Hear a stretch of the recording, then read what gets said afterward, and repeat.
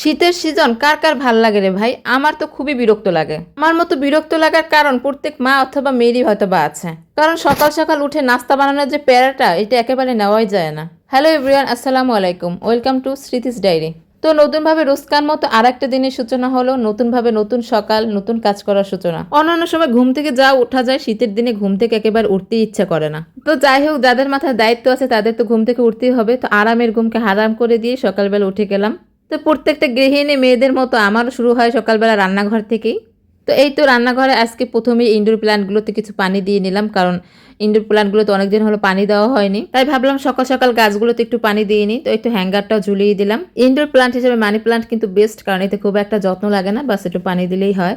তো তারপর তো এই নাস্তার জন্য আজকে নুডলস রান্না করবো ঠিক করেছি। 2টা ডিম সেদ্ধ বসিয়ে দিয়েছি। তো কালকে রাতেই বাজার থেকে একটা ম্যাগি নুডলস এনেছিলাম। যেহেতু বাচ্চারা নুডলস খেতে পছন্দ করে, আর ফাঁকিবাজি মা হিসেবে আমিও ভাবলাম নুডলস সকালবেলা করলে সকালবেলার ঝামেলা কিছুটা হলেও কমে। কিন্তু ঝামেলা কমানোর বদলে উল্টো আরও ঝামেলা বেড়েই গেল, কারণ আমি যে নুডলসটা বাজার থেকে নিয়ে এসেছিলাম সেটা ডেট নেই।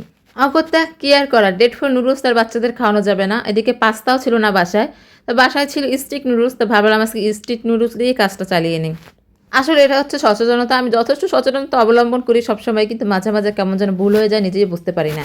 আজকে নুডলসে শুধুমাত্র আলু দিয়েছি, অন্যান্য সময় কিন্তু আমি আলু, টমেটো, ক্যাপসিকাম, গাজর সব কিছু দিয়েই রান্না করি। আমার কাছে ভেজিটেবল নুডলসটা কিন্তু বেস্ট লাগে। তো আজকে হাতের কাছে যা ছিল তাই দিয়ে রান্না করছি। এদিকে স্টিক নুডলস দিয়ে আমার অবস্থা নাজেহাল। এমনিতে প্যাকেট নুডলস হলে হয় কি, একটা হিসাব থাকে কতটুকু রান্না করলে কতজন খেতে পারবে, কিন্তু স্টিক নুডলস আমি একেবারে কোনো হিসেবে মিলাতে পারি না। কেমন যেন সবকিছু অগোছালো হয়ে যায়, বুঝতে পারি না কতটুকু দিলে কতজন মানুষ খেতে পারবে। আর সব সময়ের মতো পরিমাণ একটু বেশি হয়ে যায়, তারপর বেশিটা আর কি করার, ফেলে দিতে হয়।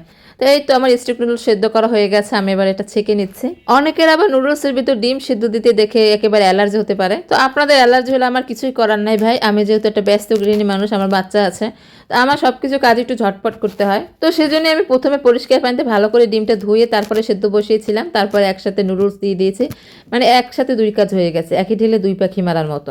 তারপরে এই তো নুডলসটা সেদ্ধ হয়ে গেছে। এখন ঠান্ডা পানি দিয়ে কিছুটা ধুয়ে নিচ্ছে। ঠান্ডা পানি দিয়ে ধুলে কিন্তু নুডলসটা ঝরঝরে হয় রান্না করার সময়। তারপরে এই তো ডিমগুলো কেটে নিচ্ছি পিস পিস করে। ডিম কেটে নেওয়ার সময় কিন্তু অর্ধেক আমার মুখেই চলে যায়। নুডলসে তো অনেক রকমের ডিম দেওয়া যায়, অনেকে ভাজা ডিম ব্যবহার করে, তবে আমার ক্ষেত্রে আমি সিদ্ধ ডিমটা বেশি প্রেফার করি। সিদ্ধ ডিমটা দিলে আমার কাছে কেমন যেন মনে হয় নুডলসটা খেতে একটু বেশি ভালো লাগে। তো যাই হোক, ডিম কাটাকুটির পর্ব শেষ করে তারপর এখানে বেরেস্তা বসিয়ে দিয়েছিলাম। পেঁয়াজ বেরেস্তাটা হালকা পুড়ে গেছে, কিছু করার নেই। সবসময় তো সব কিছু চাইলেও মন মতো হয় না। তো সিদ্ধ নুডলসটা এখানে বসিয়ে দিয়েছে। একেবারে ঝালটাল ছাড়া নুডলস দেখে অনেকে ভাবতে পারে নুডলসের ভিতর মরিচ কোথায়। আসলে আমার ছোট বাচ্চা খাবে, সেজন্য নুডলসের ভিতরে মরিচটা ব্যবহার করি খুব কম। এদিকে আমি প্যাকেট মশলাটা খুব কম দিয়ে দিয়েছি। আগে বাচ্চার জন্য, ছোট বাচ্চার জন্য রান্নার পর উঠিয়ে তারপর আমি বাকি প্যাকেট মশলা দেবো। তো ধনিয়া পাতা দিয়ে দিলাম বেশি করে। তো এই তো রান্না কিন্তু অলমোস্ট ডান। বাচ্চার জন্য উঠিয়ে রেখেছি আলাদাভাবে, তারপর টেস্টিং সল্ট আরও বেশি করে দিয়ে তারপরে সেদ্ধ ডিম দিয়ে নেড়ে চেড়ে তারপর কিন্তু আমাদের নুডলসটাও রেডি। সকালবেলা কিন্তু নুডলসটা খাওয়া ঠিক না, কিন্তু কেয়ার করার অনেক সময় ফাঁকিবাজি নাস্তা হিসেবে নুডলস দিয়ে চালিয়ে নিতে হয়। তো এই তো চা বসিয়ে দিলাম সকালে খাওয়ার জন্য। তো এই তো ছিল আমার সকালে টুকটাক ডেইলি ব্লগ। তো এই তো আমার চা হয়ে গেছে। তো আজকে চা খেতে খেতে সবার থেকে বিদায় নিচ্ছি। দেখা হবে নেক্সট কোনো ভিডিওতে। ততক্ষণ পর্যন্ত ভালোই থাকুন, ধন্যবাদ।